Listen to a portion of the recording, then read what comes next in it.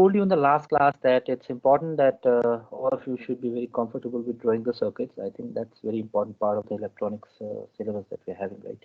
So what I like to suggest you is that just keep practicing these diagrams. Okay? So if you just look into the diagram here, this is the diagram which we need for each parameter. Okay, and how you do it, if I just like to repeat this, you basically just have this common emitter, so you just draw a straight line here and then draw the input and the output separately. Okay, and what you do usually is from this circuit you're going to find out what are the values of HIE, HRE, HFE and HOE. Okay, so you just put I, R, F and O. Okay, I for input, R for reverse, F for forward, O for output. Just put it there.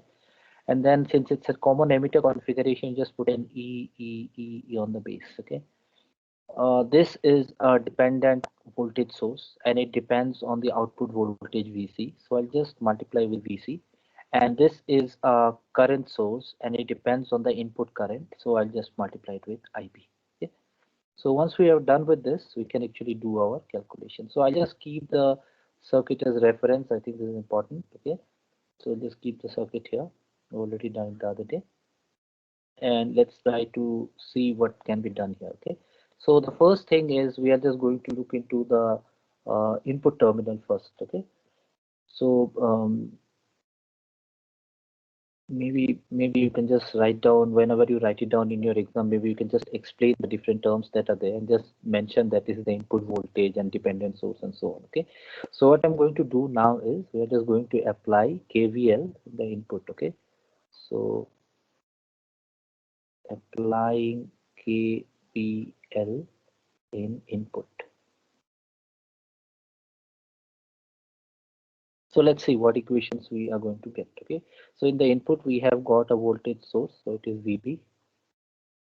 Okay, and then this is equivalent to, we have the current here, IB, this current. Okay, and then we have got HIE, so you can just simply write it down as HIE. Okay, so I think this is quite obvious. This is the voltage drop across this resistor. So I'll just take this to be HIE into IB. Okay, later on we will see that HIE is nothing but talking about the resistance part. Okay, so I'll just write down this and plus and whatever voltage we have here. So this is also a voltage source, so we can just simply write it down as HRE into VC. HRE VC. Okay, so this is our first equation. So we'll take this. Okay, and then what we're going to do is applying KCL in the, so we will apply KCL in output. Okay, so we're going to use the Kirchhoff's current law, and if you remember Kirchhoff's current law, the current at a particular point. Okay, so the point here that we are considering is this. Let's say they are considering this point. Okay, so if you consider this IC, it basically gets separated into two parts. Let's say it becomes I1 here. Okay, and it becomes I2 here. Okay, so in general, if we use this current Kirchhoff's current law, let's say at junction A. Okay, let's say at junction A. Okay, and in the output, or let's say I'll just write it down at A. If I do that, I can simply write down this IC is the collector current as I1 plus I2. Okay, now let's calculate what is I1 and I2. Okay, so I'll take it from here. So find out what is I1. So you see, I1 is basically, we are talking about a current here, and across this end, the voltage will remain the same because, you know, it's basically a parallel connection. So voltage is VC. So we can simply write it down as VC, okay, divided by, let's say, R.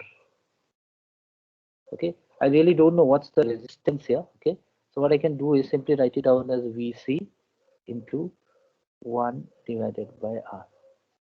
Okay, you can write down this, and then what we can write it down is as VC into, now if you take the reciprocal of resistance, you're basically talking about conductance. So I'll just take VC into conductance. Okay, VC into conductance. So I can simply write it down as VC into HOE, this term. So this HOE actually represents the conductance. So if I take VC into HOE, HOE should have the dimension of 1 by ohm. Okay, so 1 by R. Okay, So that means this is the conductor. So I've got what is I1. Okay, and what will be I2 now? Our I2, if you look into this, I2 is actually nothing but this particular current source, right? So it is already there. So you can just simply write it down as HFE into IB. Let's just keep it this way, right? So we have got I1 and I2, and let's just replace it. So we can simply write it down as VC HOE plus HFE IB. So just look into the parameters here. We have got HIE, we have got HRE, we have got HOE, we have got HFE. Okay, so we have included all the parameters in these two equations, and these are the two equations with which we are going to define the parameters. Okay, so we'll just write it down as number 2. Okay, so now what I'm going to do is, we have got these two equations. So what I can do is this. If we actually can write down it in the matrix form, okay, so probably I will just go to the next page. I think it becomes a bit more clear.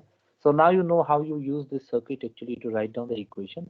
So I'll take a new page and write down the equations again. Okay, so let's just write down this equation here. Okay, so the first equation that we have is, you can also remember it. I think it's not very difficult. If you remember the circuit, you can do it. Okay, this is IB HIE, that is the first equation, plus HRE into VC. Okay, just need to work on my handwriting here. Okay, so this is equation 1, and the second equation was IC is equal to, now on this side we have got IB. In the second equation I actually wrote VC first, so I'll just change the order. Okay, and what I will do is I can write it down as IB HFE. You can check that it's the same equation, plus HOE VC. That's number 2. Okay, so maybe we can just have a look at it again. Okay, so see here we have got this IBHFE VCHOE. So I will just write them one below the other so that we can actually have a matrix form of this equation. Okay, so if you just look into these two equations, 1 and 2, you can actually write it down in the form of a matrix also. So if you just remember the matrix form, then also you can actually do it. Okay, so you can just write it down as VB, and this would be IC on the left hand side, is equal to, on the right hand side, what you can do is you can take the 4 parameters, 4 H parameters, and the 2 current and the voltage source. So you see you have got IB here, VC here, VC here. Okay, so what I can do is I can simply write it down as IB VC. Okay, and on this side I have got the other parameters. So what I can do is I can write it down as HIE, and then this is HRE. Okay, and then we can write it down as HF, okay, E, okay, and then HOE. Okay, so you know this is the matrix form of the H parameters, and if you just simply use matrix multiplication, you can multiply these two terms with these two, you get the first equation, and then these two terms with these two, you get the second equation. Okay, so this way you can easily write it down in the matrix form also. Okay, so this is again important, so maybe I can just write it down here, just matrix form. Okay, so let's just keep this in mind. Okay, so what I'm going to do now is specifically define these separately. Okay, what I'm going to do now is specifically define them. So the first thing is I want to know what is HIE. Okay, so let's say I am making the output voltage 0. Okay, so this can be done because you know. Okay, so when VC is equal to 0. Okay, this is the first condition that I'm going to do. I can say 1, equation 1 will imply what? So now I'm saying VC is equal to 0, so I can simply write it down as VB is equal to IB HIE. The aim is to find out the form of HIE. So HIE, which is actually in the input terminal, the input parameter is equal to VB divided by IB. Okay, so what happens is that if you are basically having a common emitter configuration, okay, and you take the ratio between the input voltage, okay, and the input current, okay, that we have, you basically get the HIE parameter, okay, and you know this the signal that you are applying might be an AC or a DC, okay. So basically, if you have an AC signal, I think I told you the other day, if you have an AC signal, this will basically depend on the frequency. So if it's something depends on the frequency, we don't call it as resistance, we call it as impedance, right? So this is something which we know from our previous knowledge, okay? So that's why this particular term is the input impedance, okay? This is input impedance.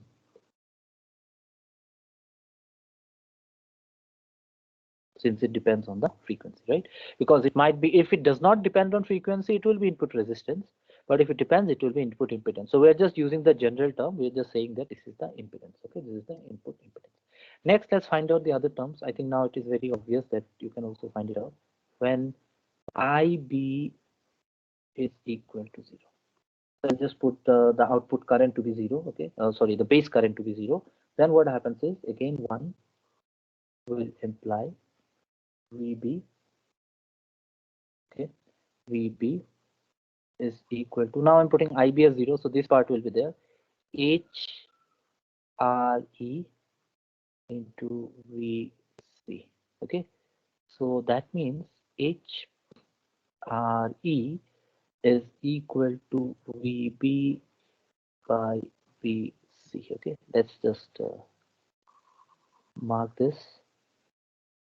So you see this particular term HRE, the H parameter HRE, is not it is a unitless quantity because we are dividing one voltage by the other. Okay. Now there is an interesting part here. Whenever we say that there is a gain, we say output by input. Okay. So if I just go back to the previous page, okay, you see output is VC, input is VB. So if I make output by input, I say gain. Okay, so it is VC by VB, which will be called as gain. But if you look here, we have got VB by VC. So it is a reverse gain, okay, reverse gain.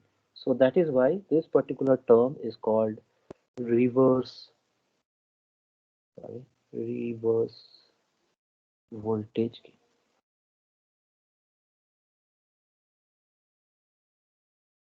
See, this is a reverse voltage gain. Why reverse? Because we say output by input is the gain. Okay, but it is input by output, so we say it's a reverse voltage gain, and that's why we are using the word R here. Okay, the term R, HRE. Okay, so this is very simple. You should understand this, and you should also see that when we look into HRE, this particular term is basically a constant, and this is a voltage. So that means this unit that we have is here volts only, because this is unitless. Okay, so if you look into the figure and look into the dimension of the term, that is also perfectly fine, right? Working. Okay, let's find out the other two terms here. The next is when, let's take again IB is equal to 0. Now we are considering the second equation, right? So if you look into the second equation, this term becomes 0. So we've got IC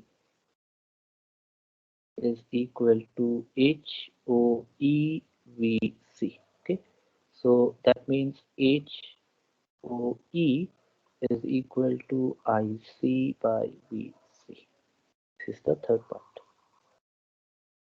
Okay, so look into this now.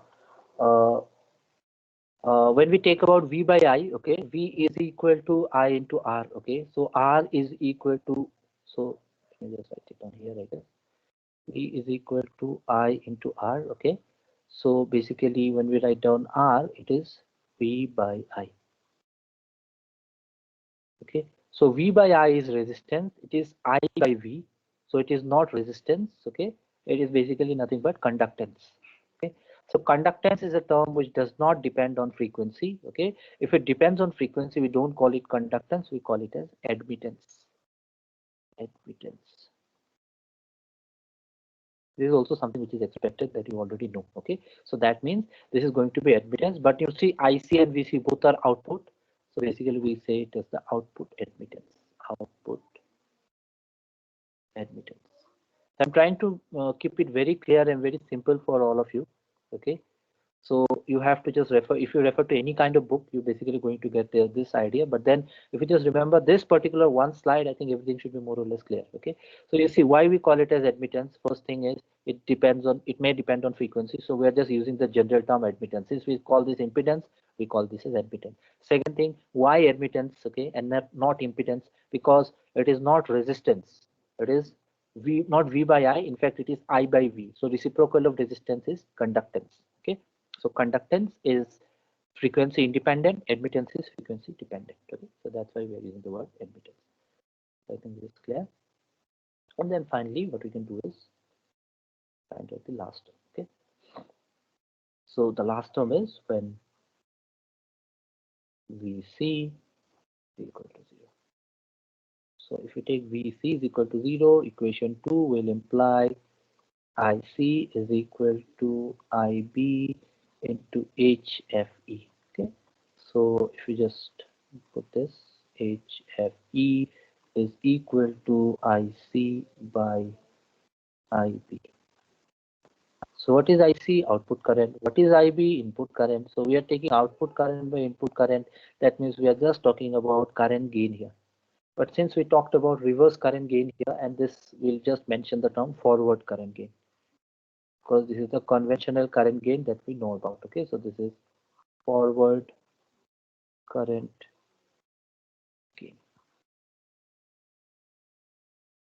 Okay, so this is what each parameter is all about. Okay, so if you are actually analyzing the circuit, okay, and you want to actually look into the different parameters, okay, connected, or what is the variation that is going to happen when we change the resistance and all, okay, what we can do is we can simply check what is the output, let's say base voltage, what is the base current, okay, and then we can actually look into the input impedance of the circuit. Okay, so there are also other parameters, but that is something which we are not going to cover in the syllabus. We're just going to have each parameter in our syllabus. Okay, so for each parameter, if we look into the complete picture now, first you have to draw the circuit. Please explain certain terms here. Let's say VB is the base voltage, VC is the collector voltage. Okay, we have the input current IB as base current because it's a common emitter configuration. These are the independent voltage source. This is the independent current source. Just the basic things you have to just explain. Okay, don't need to write down this part, not needed. And then you can just consider the KVL in input. So it's obviously logical that this is your input and this is your output. And then you can apply KCL in the output. Okay, and once you do that, you should be able to get the equations. Once you get the equation in terms of each parameters, okay, you have got the equations in terms of each parameter 1 and 2. What you do next is you just try to find out each parameter separately. So you can always keep the collector current to be voltage to be 0. When you do that, you basically find out what is HIE, and similarly you can write down the other terms. Okay, and you can always write down the matrix form even if it is not asked. If it is asked, it's fine. Even if it's not written by you, it's still fine. Okay, but then if you write it this way, I think it is easy to remember. See this: VB, IB, IC, VC. Okay, it's not the voltage term. Both the terms are not voltage term. VB, IB, IC, VC. You can remember it this way. And then, as I told you, the sequence IRFO, IRFO. It's written. Okay, and then base is E. Once you write down this, so what you can do during exam is first you can write down this matrix form because this is more easy to remember, and then you can draw the circuit and write down everything else. Okay, it'll be more easy for you. These things you don't really need to explain. This is for your clarification. Okay, and then write down what are the different parameters. A question might be why we call them as input impedance, reverse voltage gain, output admittance, forward current gain. Okay, so based on this you can do it. So what we can do is probably we can have some numerical on this in the next class. Okay, but then today I just want to take this short class because I just wanted to finish up with each parameter.